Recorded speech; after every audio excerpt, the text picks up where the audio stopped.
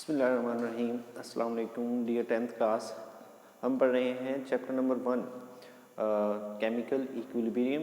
यहाँ पर आज हमारा जो टॉपिक है वो बड़ा ही इंटरेस्टिंग टॉपिक है, लॉ ऑफ मास एक्शन। ये जो है लॉ, ये हमें क्या बताता है? ये हमें ये बताता है कि किस तरह रिएक्टेंट्स या प्रोडक्ट्स इन्वॉल्व होते हैं किसी भी रिवर्सिबल रिएक्शन की रेट पर, कि रिएक्शन कितना तेज़ होगा, कितना स्लो होगा, किन किन फैक्टर्स पे वो डिपेंड करता है। ये हम इस लॉ के ज़रिए सीखते हैं। यहाँ पर हम पहले बात करेंगे कि ये किसने दिया है। उन साइंटिस्ट के नाम लिखेंगे। दो साइंटिस्ट थे हमारे पास, गुलबर्ग और वैग। उन्होंने ये दिया सबसे पहले, गुलबर्ग एंड वैग, ठीक है। इन्होंने ये दिया था लॉ, और कब दिया था? 1869, ठीक है जी। तो उन्होंने क्या बताया कि जब कोई दो रिएक्टेंट्स हों और मिलकर दो प्रोडक्ट्स बनाते हों तो किस तरह हम उनकी रेट्स के बारे में जान सकते हैं, ठीक है जी। अब यहाँ पर हमारे पास दो रिएक्टेंट्स हैं, ए और बी। मिसाल के तौर पर कोई भी दो रिएक्टेंट हैं, वो दोनों मिलके हमारे पास दो प्रोडक्ट्स बनाते हैं, सी और डी, ठीक है जी। दो रिएक्टेंट्स से हमारे पास रिएक्ट करके दो नए प्रोडक्ट बनते हैं हमारे पास, सी और डी, ठीक है। अब यहाँ पर जो रिएक्टेंट्स हैं ए और बी, ये क्या तय करते हैं कि फॉरवर्ड रिएक्शन कितना तेज होगा। फॉरवर्ड और रिवर्स रिएक्शन की पहले बात कर लेते हैं। फॉरवर्ड रिएक्शन वो रिएक्शन होता है जो लेफ्ट टू राइट जाता है, लेफ्ट टू राइट जो जाता है, जिसमें रिएक्टेंट्स रिएक्ट करते हैं और प्रोडक्ट्स बनाते हैं, वो वाला हमारे पास रिएक्शन कौन सा होता है? Forward reaction. उसके बाद रिवर्स रिएक्शन की बात करते हैं, जिसमें प्रोडक्ट्स दोबारा रिकम्बाइन होते हैं और बनाते हैं रिएक्टेंट्स, ठीक है। उसे क्या कहते हैं? उसे कहते हैं रिवर्स रिएक्शन। तो फॉरवर्ड जाते हुए जो रेट होगा, जो रिएक्टेंट्स मिलकर प्रोडक्ट्स बनाएंगे, वो वाला रेट कौन सा होगा? RF, ठीक है जी। और जब प्रोडक्ट्स मिलकर दोबारा रिएक्टेंट्स बनाएंगे तो वो वाला रेट कौन सा होगा? RR, ठीक है जी। तो हम कहेंगे कि ए बी जब आपस में मिलते हैं तो उनका रेट होता है RF, मतलब rate of forward reaction.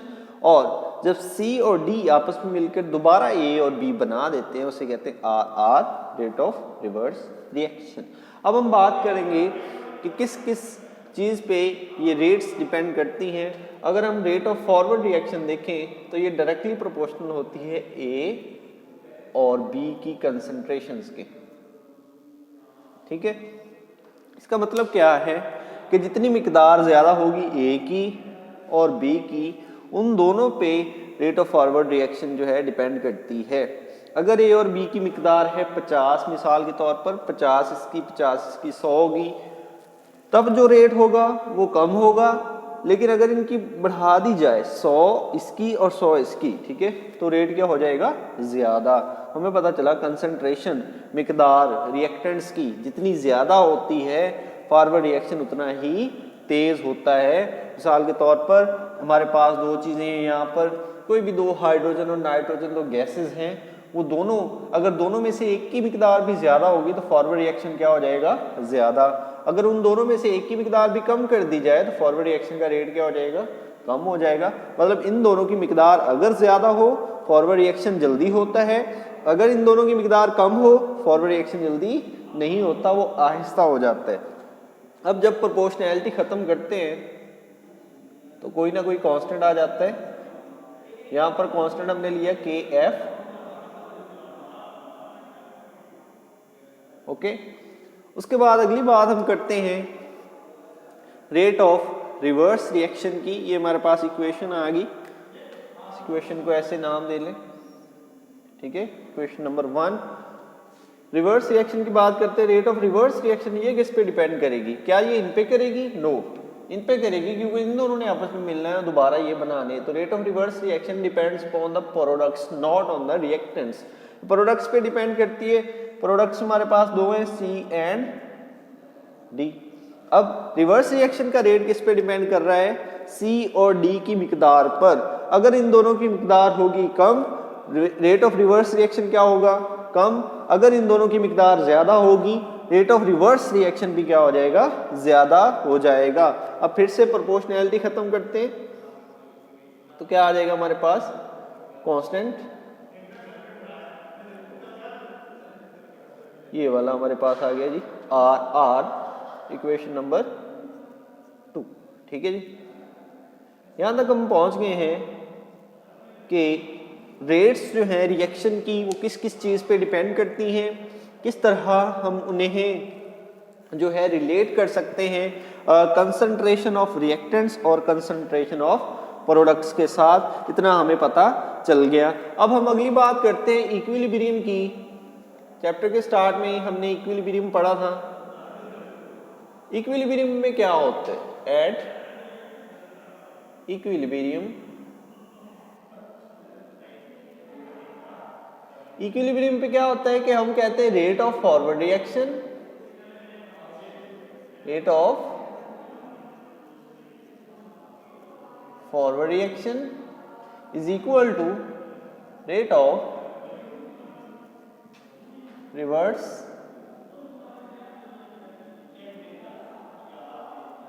Reaction.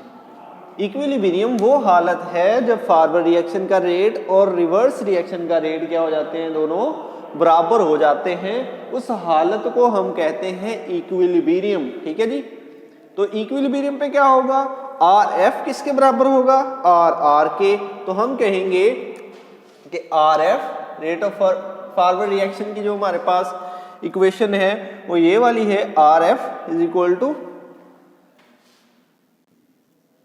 के एफ ए एंड बी। ठीक है, और उसके बाद आर आर जो थी हमारे पास वो क्या थी, वो हमारे पास थी के आर सी एंड डी, के आर सी एंड डी। ठीक है जी, अब ये रेट ऑफ फॉरवर्ड रिएक्शन है और ये रेट ऑफ रिवर्स रिएक्शन है। हमने क्या कहा है कि इक्विलिब्रियम पे दोनों क्या होती हैं, बराबर। तो हम कहेंगे कि ये वाली इक्वेशन और ये वाली इक्वेशन क्या है, आपस में बराबर हैं। ठीक है जी, ये दोनों इक्वेशंस आपस में क्या हैं जी, बराबर। तो हम कहेंगे के एफ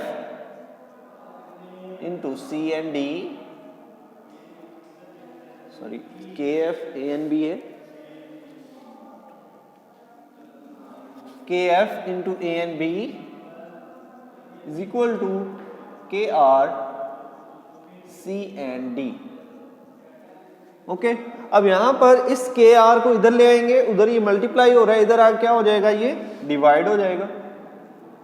ठीक है, और इस ए और बी को इधर, ये दोनों इसके साथ मल्टीप्लाई हो रहे हैं, उधर जा क्या हो जाएंगे, डिवाइड हो जाएंगे। C D over A and B. ठीक है जी, उधर जाके दोनों क्या हो जाएंगे, डिवाइड। अब ये वाला जो के एफ ओवर के आर है, इसे क्या कहते हैं, इसे कहते हैं K C. K C is equal to C and D over A and B. अब इस इक्वेशन को हम कहते हैं इक्विलिब्रियम कांस्टेंट इक्वेशन या इक्विलिब्रियम कांस्टेंट एक्सप्रेशन, ये वाली जो। अब इस पे गौर करें, इसमें क्या है, केसी वाली इक्वेशन में इसमें हमारे पास प्रोडक्ट्स ऊपर हैं और रिएक्टेंट्स हैं बटे के नीचे। ये वाले दोनों क्या हैं, प्रोडक्ट्स हैं, हासिलात है, और ये वाले दोनों क्या हैं, रिएक्टेंट्स, जिन्हें हम कहते हैं मुतामिलात। ठीक है जी, अब गौर करें इस पर कि प्रोडक्ट्स अगर ज्यादा होंगे, केसी की वैल्यू क्या आएगी, बड़ी आएगी, क्योंकि बटे के ऊपर वाला जो हो अगर वो ज्यादा हो तो जवाब बड़ा आता होता है। तो केसी की वैल्यू ज्यादा का मतलब क्या होगा, प्रोडक्ट्स क्या हैं, ज्यादा, और केसी की वैल्यू कम का मतलब क्या होगा, रिएक्टेंट्स क्या हैं, ज्यादा। मिसाल से मैं आपको समझा देता हूं कि अगर बटे के ऊपर वाला नंबर हो 10 और बटे के नीचे वाला नंबर हो 2, जवाब आता है 5। इसी तरह अगर ऊपर वाला नंबर 10 ही रखा जाए, नीचे वाला ज्यादा कर दिया जाए, जवाब क्या आ जाता है, 2। ठीक है, अगर ऊपर वाला नंबर 10 था, बटे में था 2, जवाब था 5, ऊपर वाला मैंने कर दिया 20, बटे में है 2, जवाब आ गया 10। अब गौर करें दोनों एग्जाम्पल्स पर। कि अगर बटे वाली रकम बढ़ाई जाए, पहले बटे वाली रकम 2 थी, उसे मैंने कर दिया 5, बटे वाली रकम बढ़ाई जाए तो जवाब 5 से 2 हो गए, जवाब क्या हो जाता है छोटा, मतलब रिएक्टेंट्स ज्यादा होंगे, केसी की वैल्यू क्या आएगी छोटी आएगी। उसके बाद आगे जब बटे में 2 था जवाब था 5 और ऊपर 10 था, बटे में 2 था जवाब था 5, ऊपर हो गया 20, 10 से मैंने 20 कर दिया तो जवाब कितना आ गया 10। मतलब जब प्रोडक्ट्स ज्यादा होंगे तो केसी की वैल्यू बड़ी आएगी। तो हमें ये पता चल गया कि केसी की एक्सप्रेशन से हमें मिल सकता है information about the chemical reaction, उसके अंदर रिएक्टेंट्स और प्रोडक्ट्स वो किस तरह आपस में कंबाइंड हैं, किस तरह वो आपस में मिले हुए हैं, वो हमें पता चल सकता है इस एक्सप्रेशन से। अगली बात हम करते हैं कि अगर रिएक्टेंट्स और प्रोडक्ट्स के डिफरेंट मोल्स वहां पर मौजूद हों तो उनको किस तरह लिखा जाएगा। अगर हम मोल्स की बात करें, मैं कहता हूं कि एक रिएक्टेंट है उसके ए मोल्स हैं, दूसरा रिएक्टेंट है उसके बी मोल्स हैं, प्रोडक्ट जो बनता है ए के सी मोल्स और जो दूसरा बनता है उसके डी मोल्स बने हैं। अब केसी को कैसे लिखा जाएगा इस इक्वेशन के लिए, पेपर के अंदर क्वेश्चन आता होता है 2 मार्क्स का कि एक रिएक्शन है आपके पास, उसका केसी लिखें या इसकी इक्विलिब्रियम एक्सप्रेशन लिखें, तो आप कैसे लिखेंगे। हमारे पास हमें पता है केसी क्या होता है, प्रोडक्ट्स की मिकदारें कहाँ आती हैं ऊपर और रिएक्टेंट्स की मिकदारें कहाँ आती हैं नीचे। यहाँ पर हमने ये एक्सप्रेशन जो है डिराइव की है। अब प्रोडक्ट्स कहाँ आएंगे ऊपर और रिएक्टेंट्स कहाँ आएंगे नीचे। ए और बी हमारे पास रिएक्टेंट्स हैं। अब हम बात कर रहे थे इनके मोल्स की कि अगर डिफरेंट मोल्स साथ उनके हों तो वो कहाँ आएंगे। अब गौर करें ए के कितने मोल्स हैं स्मॉल ए, तो उसकी पावर क्या आ जाएगी स्मॉल ए। जो मोल्स होंगे हम उनको एक्सपोनेंट्स बना देंगे। ये ए के साथ क्या था स्मॉल ए, वो उसका एक्सपोनेंट बन गया। बी के साथ क्या है स्मॉल बी, वो उसका एक्सपोनेंट बन जाएगा।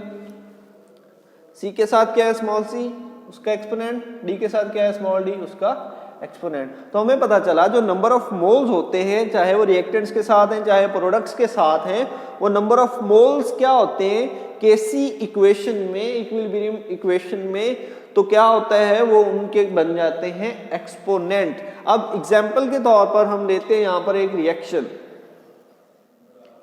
और उसको उसके केसी लिखने की हम कोशिश यहां पर करते हैं। हमने एक एग्जाम्पल ले ली है, हमारे पास है N2 + 3H2 मेक्स 2NH3। ठीक है, 2 गैसेस है हमारे पास, नाइट्रोजन और हाइड्रोजन दोनों मिलकर एक नई गैस बना देते हैं अमोनिया गैस। ठीक है, NH3। अब इसका केसी हमने लिखना है यहाँ पर और कोशिश करनी है कि रूल्स को फॉलो करें। केसी के अंदर क्या होता है, प्रोडक्ट्स कहाँ आते हैं हमेशा बटे के ऊपर आते हैं। यहाँ पर देख ले बटे के ऊपर है प्रोडक्ट्स। यहाँ पर प्रोडक्ट कौन सा है, जो राइट साइड पे होता है वो प्रोडक्ट होता है इक्वेशन के, और जो लेफ्ट साइड पर होते हैं एरोस के वो वाले हमारे पास क्या होते हैं रिएक्टेंट्स। अब ये राइट साइड पर है, ये प्रोडक्ट है, अमोनिया कहाँ आएगा ऊपर NH3,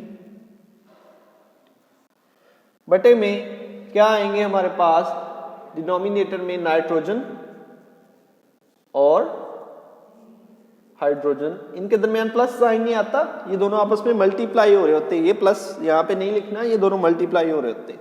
अब देखिए यहाँ पर हमने एक्सपोनेंट्स की बात की है। अब अमोनिया के साथ क्या है 2 है, तो 2 क्या बन जाएगा NH3 का एक्सपोनेंट, पावर बन जाएगी।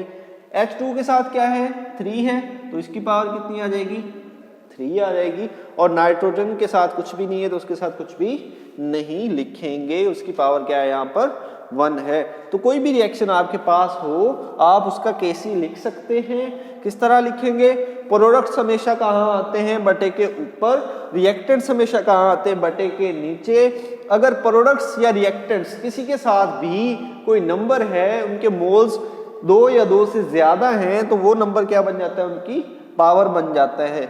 NH3 के साथ 2 है तो उसकी पावर कितनी बन जाएगी 2 बन जाएगी। H2 के साथ 3 है तो उसकी पावर कितनी बन जाएगी 3, और नाइट्रोजन ऐसे ही आ जाएगा। तो इस टॉपिक में हमने क्या सीखा है कि हमारे पास केसी क्या होता है, किस तरह आप उसको डिराइव कर सकते हैं और किस तरह आप किसी भी रिएक्शन का जो है केसी लिख सकते हैं। इक्विलिब्रियम कांस्टेंट की इक्वेशन आप उसकी डिराइव कर सकते हैं। पेपर के अंदर ये 2 नंबर का क्वेश्चन अक्सर आ जाता है कि ये रिएक्शन है आपके पास, इसका केसी लिखकर दिखाएं, या फिर law of mass action as a long question paper के अंदर आता है कि describe law of mass action in detail.